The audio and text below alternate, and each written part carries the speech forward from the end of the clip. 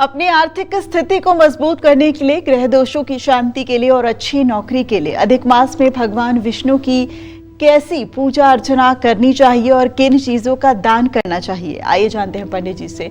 पंडित जी, अभी तक पूजा अर्चना की बात हम कई बार कर चुके हैं, दान जो होता है वो क्या करना चाहिए?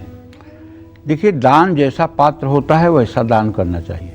जिसको जो उपयोग में आए चीज वो दान करना चाहिए। ग्रह दोषों की शांति के लिए अधिक मास में महामृत्युंजय मंत्र का हर रोज जप करना चाहिए और इससे आपके घर में और आपके शरीर में सकारात्मक ऊर्जा का प्रवाह बढ़ेगा। अधिक मास में माँ लक्ष्मी और भगवान विष्णु की कृपा पाने के लिए अधिक मास के दौरान आने वाली एकादशी को पीले रंग के कपड़े, पीले फल, पीला अनाज, केला ये भगवान श्री हरि विष्णु के मंदिर में अर्पित करना चाहिए। ये सब वस्तुएं किसी ज़रूरतमंद या वेदपाठी ब्राह्मण को दान करना चाहिए। ऐसा करने से भगवान श्री हरि विष्णु की हमेशा आप पर कृपा बनी रहेगी। अच्छी आमदनी और नौकरी में प्रमोशन के लिए अधिक मास में कम से कम एक बार 7 कन्याओं को भोजन जरूर करवाना चाहिए, कुछ दान जरूर करना चाहिए, खीर खिलाना चाहिए। अपनी अधूरी इच्छाओं को पूरा करने के लिए अधिक मास में दूध में थोड़ा सा केसर मिलाकर दक्षिणावर्ती शंख से भगवान विष्णु का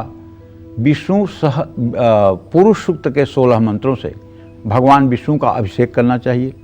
पुरुष सूक्त के 16 मंत्र अगर आपको याद न हो तो कोई बात नहीं, अब तो इतना सुविधा है, आपके पास मोबाइल है, उसमें YouTube में केवल आप बोल दीजिए पुरुष सूक्तम तो वो 16 मंत्र चलने लगेंगे। ओम यद पुरुषेण हविषा देवा यज्ञमतन्मतः बसंतो स्यासी दाज्य ग्रीष्म इद्धम शरद्धवी। इस तरह से 16 मंत्र चलेंगे और आप 16 मंत्रों को सुनते हुए दक्षिणावर्ती शंख में दूध और केसर मिलाकर के भगवान विष्णु के विग्रह पर या शालिग्राम की शिला पर शंख की पूंछ से धारा गिराते रहिए, ये आनंद लेते रहिए। इस दुनिया में कौन आपको रोक पाएगा? कौन आपकी मनोकामना को अधूरी करेगा? कौन सी ऐसी दुनिया की विपत्ति है जो आपके सामने टिकेगी? बशर्ते आपकी शरणागति बलवान होनी चाहिए, आपकी शरणागति में दम होना चाहिए, आपके समर्पण में दम होना चाहिए। अपने आप को कंप्लीट सरेंडर कर दो। नाथ सकल संपदा तुम्हारी, मैं सेवक समेत सुतनारी। मेरा कोई अलग से अस्तित्व ही नहीं है प्रभु, आपके अलावा मेरा कोई अस्तित्व ही नहीं है।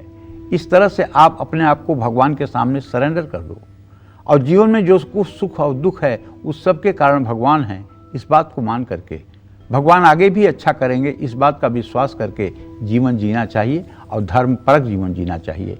जय मां विंध्यवासिनी। अब अधिक मास में किए जाने वाले उस महा उपाय की बात करते हैं जिसे करने पर आपके घर में हमेशा सुख शांति रहेगी, धन की कभी कमी नहीं होगी और कर्जों से मुक्ति मिलेगी। आइए जानते हैं, बताइए पंडित जी। पंडित जी, अभी तक तो मुझे ऐसा लग रहा है अधिक मास जो है वो बहुत ज्यादा शुभ है, बेशक उसमें शुभ कार्य नहीं कर सकते।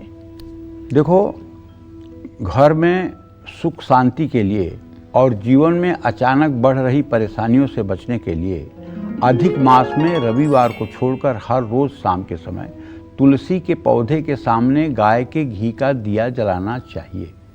तुलसी को हरि प्रिया भी कहते हैं। ओम नमो भगवते वासुदेवाय इस मंत्र को बोलते हुए तुलसी की 11 परिक्रमा भी करनी चाहिए। अपार धन की प्राप्ति के लिए अधिक मास में आने वाली एकादशी को श्री हरि विष्णु के मंदिर जाकर भगवान श्री हरि विष्णु की पूजा करनी चाहिए, षोडशोपचार पूजन करनी चाहिए, खीर का भोग लगाना चाहिए, तुलसी का पत्ता डालना चाहिए खीर में। इससे भगवान श्री हरि विष्णु वो तो केवल एक तुलसी के पत्ते पर प्रसन्न हो जाते हैं, वो तो बिदुरानी के केले का छिलका खा लेते हैं, वो तो सबरी की जूठी बैर खा लेते हैं। उन्हें भाव प्रिय है, उन्हें वस्तु प्रिय नहीं है, वो भाव के भूखे हैं। वो सुदामा के टूटे हुए चावल खा लेते हैं, वो सुदामा के टूटे हुए चावल खा लेते हैं। वो केवल भाव के भूखे हैं और वो अपने भक्तों पूरा त्रिलोकी उनके अधीन है, लेकिन वो अपने भक्तों के अधीन है। इसीलिए वो कहते हैं अहम भक्त पराधीनो, मैं अपने भक्तों के अधीन हूँ। इसलिए कभी किसी वैष्णव का अपराध नहीं करना चाहिए। वैष्णव अपराध होने के बाद पूजा पाठ धर्म कर्म सब कुछ रुक जाता है और वैष्णव अपराध का बहुत दोष लगता है।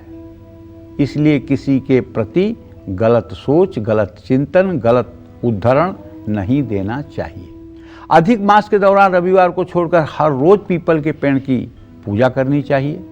रविवार को छोड़कर शाम को पीपल के नीचे हर रोज दिया जला सकते हैं। शनिवार के शाम पीपल के नीचे दिया जलाने से लक्ष्मी स्वतः आपके घर आ जाती हैं। जय मां विंध्यवासिनी।